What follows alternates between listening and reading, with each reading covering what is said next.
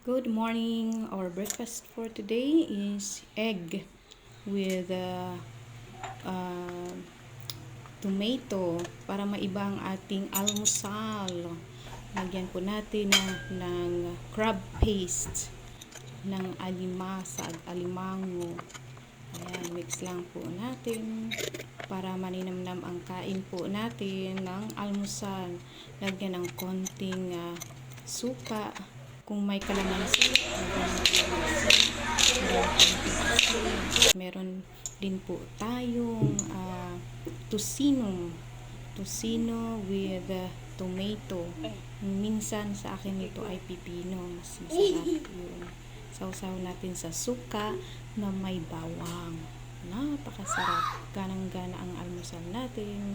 Dahan-dahan lang po kasi maubos yung isang kaldero ng kanin.